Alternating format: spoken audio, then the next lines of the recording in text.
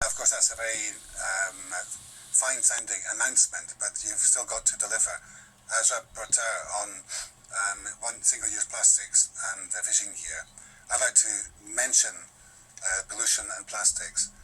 These are responsible for 70% of marine pollution, and we have done much, but we have got much left to do.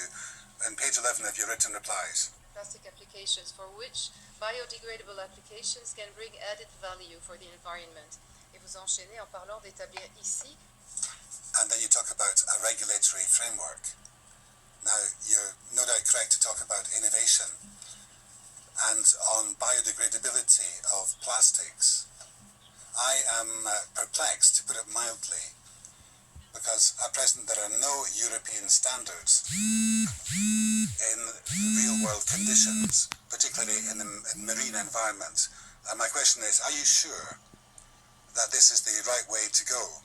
And my fear, Mr. Sinkevicius, is that there's a need to change paradigms and change mindsets, but on the contrary, we are seeing an enormous hype, but it's not going to change the minds of manufacturers or consumers.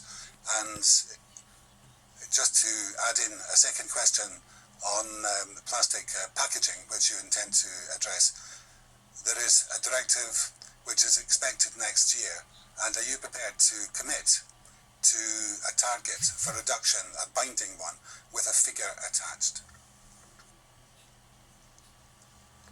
Merci, thank you very much for your question.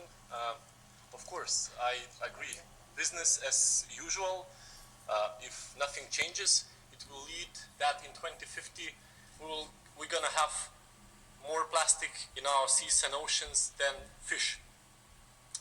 And the Commission, I have to say that it took really great step together with the Parliament. Single use of plastic items ban.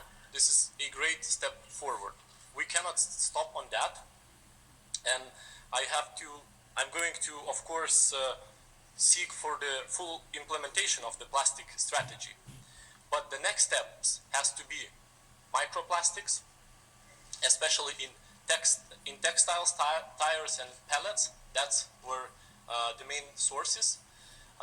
Biodegradable plastics, what you have mentioned, we have to establish a clear regulatory framework and identify actually some applications for which biodegradable plastics are made of, chemicals mainly. And then of course plastic packaging. I think this is the next key step, is actually to decrease overpackaging, tackling overpackaging. And I think this must go not only changing society, but it must go also with the business needs. They can cut on their expenses. And of course, it is important not to be on our own with this international action. So in the UN and the G7, but also bilateral relations with our partners, we have a great example to show. A great example to follow, and I will definitely do so.